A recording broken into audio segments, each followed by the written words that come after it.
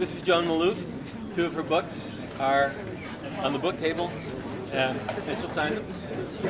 So go buy some and she can sign them. All right, let's take a little stretch, as some people recommended. Yeah, that's a long time to sit, but we're sticking with the schedule. My name is Joan Maloof, and I am here to speak for the trees. Happily. So what was here in this very spot 500 years ago? This was a forest. Right here surrounding us, we would be sitting inside of a forest. And we have little by little chipped away at that forest. And that's what we're going to talk about today. I'll start by talking about the problems, which we all know, but just reviewing that, and then get to the solution that I have chosen to work on personally. I love how so many of the talks have this wonderful, beautiful blue planet in it. So I named my talk the blue planet and the green sponge. And here is the green sponge. This is the plant life on our planet, and these are the pores in the leaves known as stomata.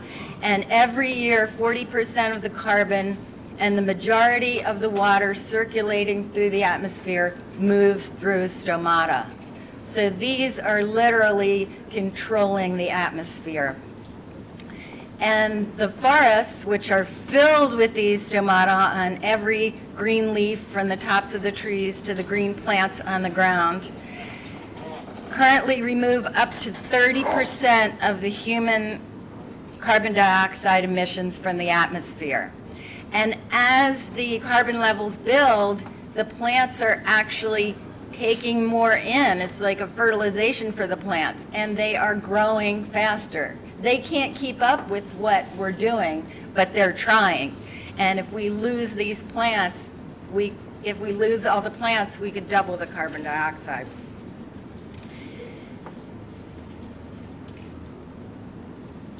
When you understand this, you can look at a scene like this, and you can feel the breathing of the forest. You know that carbon dioxide is being sucked in and oxygen is released, and also water vapor being released. And when you lose a piece of that forest, you feel the loss of the lungs of the planet. Same way if you lost a piece of your lung, it would affect your respiration. And looking at scenes like this, which are all too common,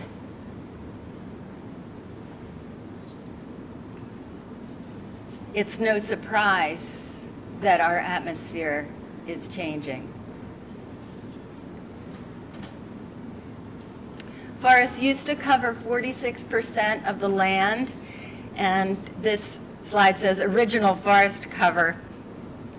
So we know, when is original? Good question, right? We know originally the continents weren't even in this position. So original here, we're talking about the dawn of civilization, about 5,000 years ago, 10,000 years ago. This was original forest cover. Before trees became a crop, right? Before asphalt was invented. Now forests cover only 30% of the land. And this is due entirely to human actions. So the lungs of the earth, now we've reduced them from 46% of the land to 30% of the land. And we lose forest cover every single year. We have lost forest cover every year for thousands of years. The UN is doing a pretty good job of monitoring this through the Food and Agriculture Organization. And every 5 years they come out with a new report that tells us how much forest cover we've lost in the previous 5 years. And these numbers here from 1990 to 2015, another 314 million acres of forest were lost. Now, this is not forests that were cut, clear cut, and going to regrow like that other picture I showed you. This is forest land that is gone, either converted to agriculture or development or desertification.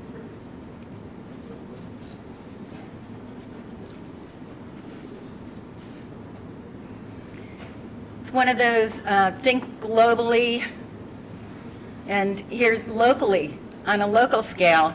This shows, so in Massachusetts, where we sit today, the increasing forest cover loss as it's converted to mostly residential development. Now, we know that there was a lot of forest clearing, industrial forest clearing that went on here in the 1800s, and our original forests were almost all wiped out. But that a lot of those forests regrew. A lot of those farm fields were abandoned and the forests could recover. But we've hit a point now where we've gotten to the peak of that recovery and we're losing forest cover again. And this time, by losing forest cover to residential development, it's going to be more difficult to have that land go back to forest than it was before. So this is the problem part of the talk, and I will get to the solutions. So even getting down on a smaller scale, you know, very local, this is a town I used to live in, Salisbury, Maryland, and there was this little patch of really ancient, beautiful, high-quality forest in the heart of town. But it was owned by a real estate developer, and I got as many people as I could out into that forest, including university students who made a nice video about it and got the mayor out there and had a number of people from the Nature Conservancy and the local land trust visit that forest. It had trees that were, some of them 300 years old, including unusual species like Atlantic white cedar. This is what it looked like. And this is what it looks like today. That happened about, maybe about 8 months ago. And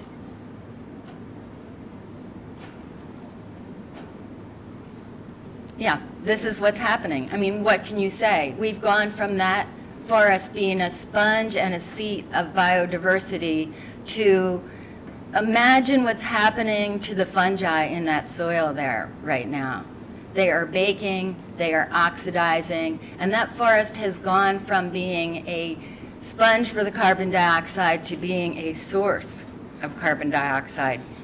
And also, it's affecting the hydrological cycles as we lose these forests, because a healthy forest will transpire, each tree will transpire enough water in the growing season to fill up a bathtub. I think somebody else had that statistic too. So the trees are taking water out of the soil through the mycorrhizae, through the roots, carrying it up to those leaves, but 90% of that water is lost out of the stomata. It's just a byproduct of those stomata being open for the carbon to get in, but also with them being open, the water escapes out, 90% of it. Only 10% is used in the photosynthetic process. And that 90% of the water goes up into the atmosphere, and because of the atmospheric winds, it's carried to the next place, depending on the prevailing winds, and creates rainfall that will then water either another forest or these farm fields that we're talking about, or land on concrete somewhere and become a problem. But the forests are a major component of this water transport cycle.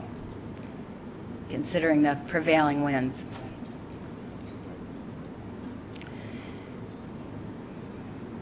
Here's a drought report. You can see I copied this one on Halloween Day this year. You can click on this for every day, USDA. It's part of creating that. And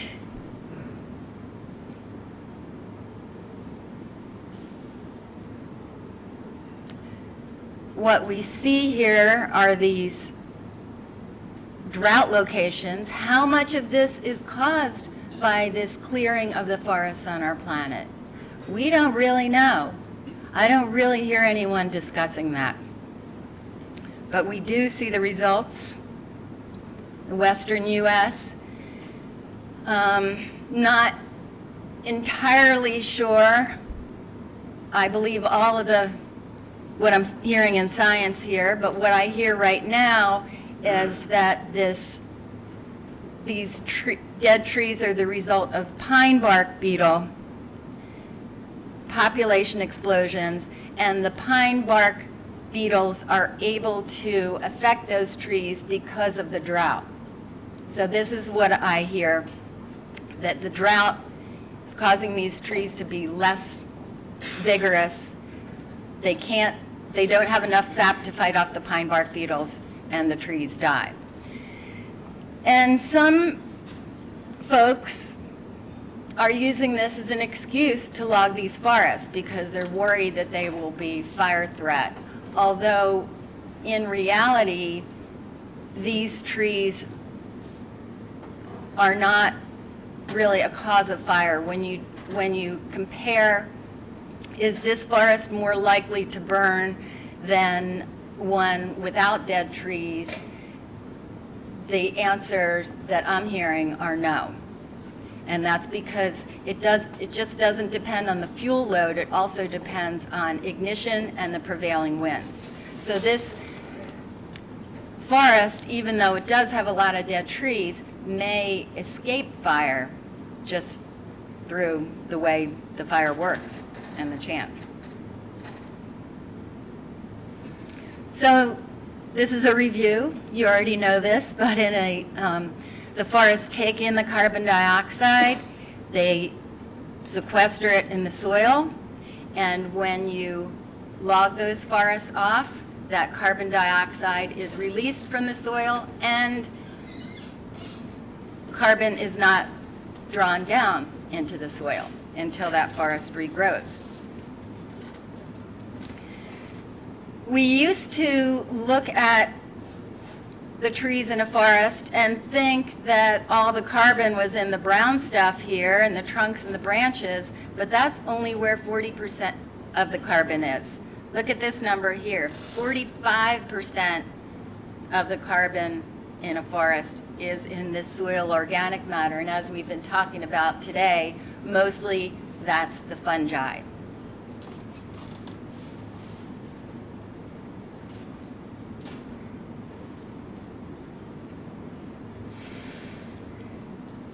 So this land use change, the deforestation, is actually a carbon source. We're reducing the sink, then we are increasing the source. It's no wonder. So what do we do? Now we're getting to the solutions part. What do we do? Do we restore the forests? I say first we restore the processes that allow the intact forest to be destroyed.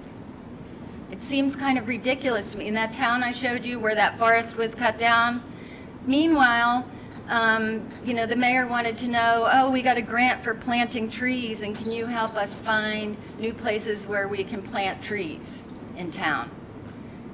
And it just seems ridiculous to me because those trees that they plant are never going to have the effect on the carbon and the water cycle as that forest did. We can't plant our way out of this. We're going to have to first stop the bleeding, as they say, and protect the forests. Between 2000 and 2012, urban expansion and agricultural land conversions resulted in the loss of 3.2% global forest cover. Global forest cover continues to decline. No matter, whether you use numbers like 314 million acres or you use percentages, any way we look at it.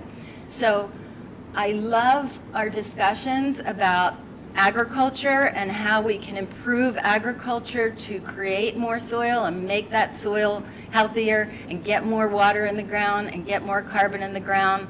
I sincerely hope that we're not clearing any more native landscape to do that. Mm-hmm. Could you explain what you mean by restorative processes that allow? Yes. So how did these forests get cut? How does this global forest cover become reduced? The processes could be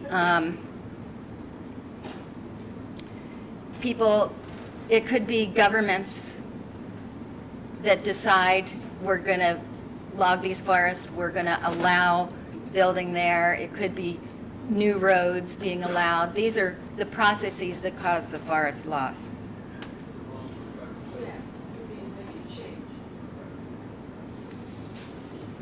Yeah, the things in the world. How we can make a long list. Yes. Okay. Yes. So I think those processes are externalities of other activities. Could you repeat the question, please? Wait, can we let Joan finish her? Okay, yeah. And the processes could even be here in our human hearts, as we're discussing. So they're external and they're internal too. So we need to fact. So I have become very interested in old growth forests. And old growth forests are the forests that have never been logged or heavily disturbed by humans. They are they're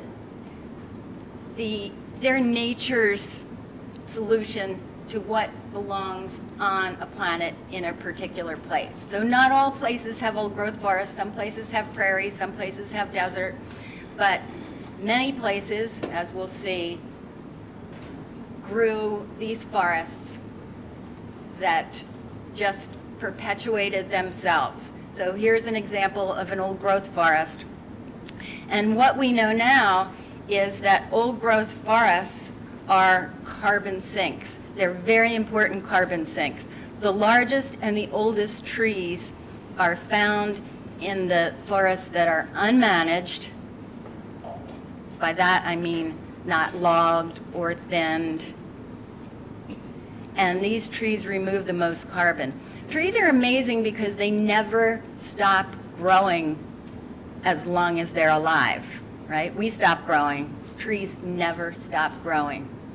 And we used to think that the youngest trees grew the fastest because we were looking at the tree rings. We said, oh, they're really wide rings and they're growing really fast and they're taking in the most carbon. And although this tree is going to grow a very narrow ring because it's in a forest, that narrow ring is not only covering this giant wide trunk, it's covering each branch on that tree. And the result is that tree can put on the weight of one average sized tree in just 1 year. So that weight is carbon. So these old trees continue to grow and they continue to absorb carbon. And this is, kind of new thinking from the last 5 years. These graphs were made in 1925 by the first head of the U.S. Forest Service, and he called the forest then the virgin forest. So the black shows the area of the virgin forest in the U.S. The white area didn't have forest growth. Now, of course, there were native peoples who lived there then, and those native peoples had some effect on the forest, and they cleared the forest in places, and they had crops. But with the European settlers, the majority of this land in black was mature forest between those clearings. And we know that from the early the early folks and their writings. But by 1850, that original forest had been really affected, and as we improved our technology, we sped up the logging. And by 1920, you can see the original forest cover had declined. And this had to be really difficult time to be alive if you love forests, because not only are you seeing this clearing at this fast rate, and by 1920, we had less forest cover than we have right now in the United States. We had more globally, but less in the US. And those were the original forests that were coming down, the big old growth forests. Now, since 1920, we have continued to lose old growth forests every year, through the 30s and the 40s and the 50s. And some of you may know of an ancient forest that's gone in your lifetime. And it's not just the loss of the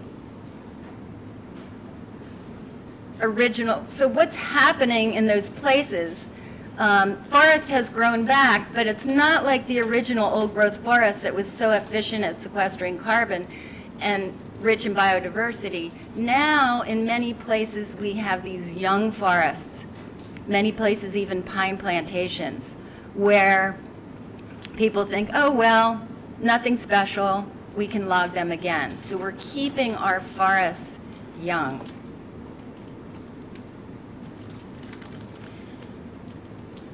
So this map shows, so all the colored areas, yellow and green, were the original forest cover and would have all been old growth forest before humans got to them. And the yellow shows forests that have regrown but are no longer old growth forests. So our original forests are still in the boreal areas and in the tropical areas, but as you know, even those are getting either quickly cleared or converted to these more industrial type forests.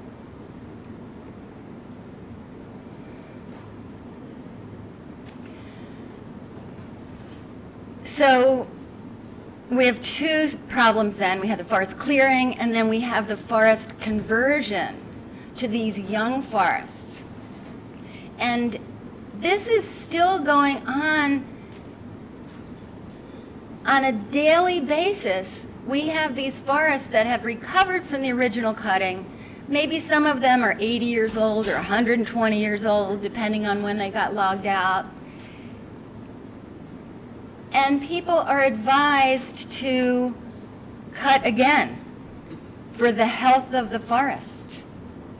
And I took a look at this and said, is this real? What does this mean, the health of the forest? And is this cutting and logging really good for the health of the forest? And so I dove into the scientific evidence and looked at what the scientists said, whether they were studying salamanders or mosses or lichens or snails, and if they compared an old growth forest to a managed younger forest, what they found in every case was that the biodiversity was higher in the unmanaged forest, in the old growth forests. So in the case of snails, for example, we don't often think about land snails, but there are land snails that are only found in old growth forests, and you'll have many more of them in the old growth forests, and you'll have more varieties. Fungi, a lot of us are interested in fungi. The older a forest is, the more different fungal species you'll have in there, and the more mycelium you'll have in that soil, as we saw from David's slides. Mosses. Some mosses only need older forests. Lichens, some lichens only in the older forests. There are insects that are only found in forests that have never been logged. So if we log those forests out, those insects are gone. I can stand up here and talk about organism after organism, but that's why I wrote this book, so, as evidence for the people that are fighting to save these original unlogged forests. So to me, this graph is more depressing than looking at the Mauna Loa graph showing the carbon dioxide levels going up. Because we can reverse, or seems much easier to reverse this carbon increase in the atmosphere, but can we reverse this loss in biodiversity? Once these organisms are gone, some of them are gone forever. So this is the Living Planet Index, and this was made by the World Wildlife Fund. And they were trying to get a handle on biodiversity on the planet, and so they said, okay, we're going to have a baseline here somewhere. What are we going to call baseline? So they just said 1970 was baseline. That's one. And looks like most of us were here in 1970, and I'm sure you know that that was not 100% biodiversity. We'd already lost a lot by then, but we're continuing to lose. Whether we talk about that, a student who talked about the goby and the pilot shrimp, you know, they're in danger. Whether we talk about tree species, bird species, turtle species, fish species, we are losing biodiversity. And the highest biodiversity on land is in the ancient forests. So if we want to preserve terrestrial biodiversity, we have to preserve these ancient forests. And this loss of biodiversity, oh, what difference does a pilot shrimp make? You know, or one more fungal species. We know that we're connected to all those things. So what we do to them, we do to ourselves. Here are our closest biological relatives. Even our closest biological relatives are threatened with extinction right now. On the top of that ecological Jenga game. And these species, they removed the hair just so you could compare body types for these. They evolved in the forest. And you can see we are one of these forest creatures too. We have those same long arms and those same fingers that are used to grasp onto the trees. So what does this mean for our psyche, our heart, our soul, when we are destroying the very thing that we grew out of? So one of the things we need to do is be able to get out into these forests, to see them, to experience them, to feel the love, so that we have the energy and the passion to try to preserve them.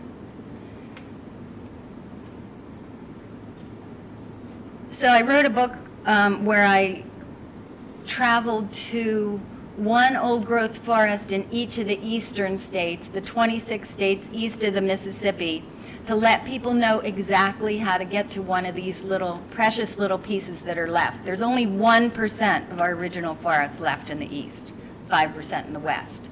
The western old-growth forests seem to get all the attention. The eastern old-growth forests, we didn't even know until 1992 how much was left. And there's no place that you can Google to show you where they all are in each state. So I'm trying to share that information to get people out there.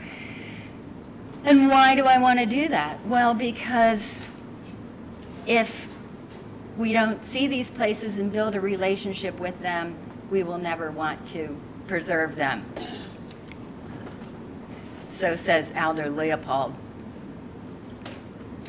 So I was driving from one forest to the next for this book, hundreds of miles to the next little piece of old growth that I could see. And I realized that most of us are not going to get to see eastern old growth.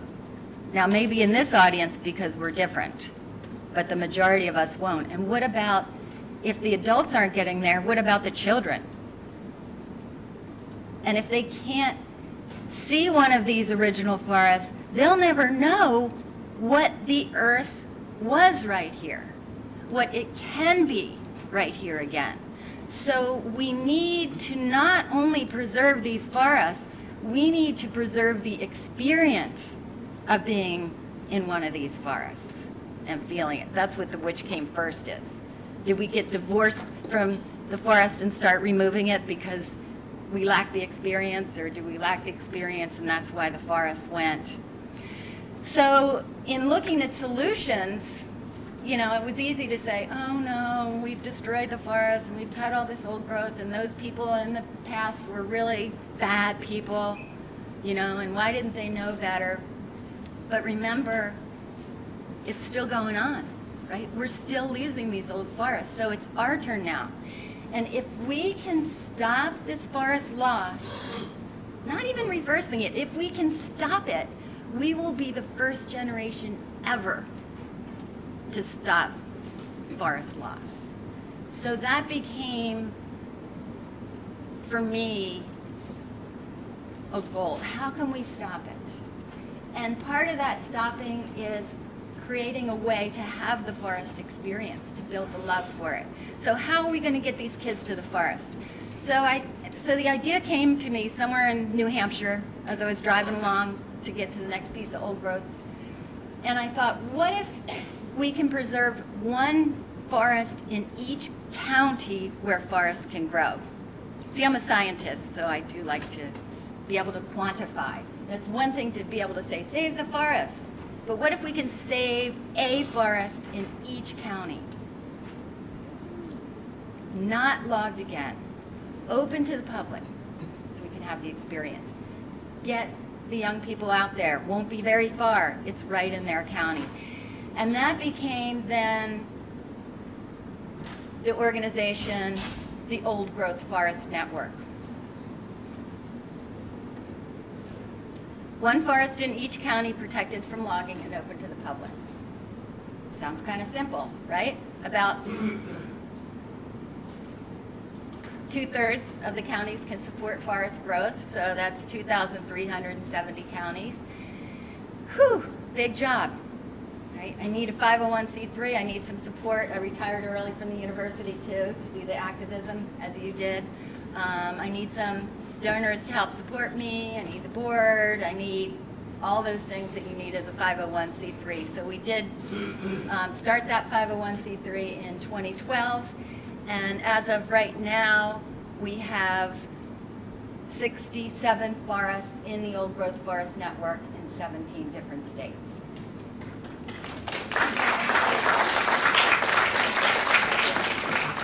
And we are going strong. We're getting ready to make another hire. And how we do this is in each county, we have a volunteer who volunteers to look around in their county and to find the best forest. Not all counties have old growth forests left. So if there's no old growth left in that county, we'll rely on a second growth forest and make sure it gets protected from logging so it can become, we call future old growth forests. So it can get older and older and that biodiversity can increase. In the network, there are 2 in Massachusetts so far, and they are Mohawk State Forest in Franklin County and William Cullen Bryant Homestead in Hampshire County. And there's 14 counties in Massachusetts, so we still need some more volunteers.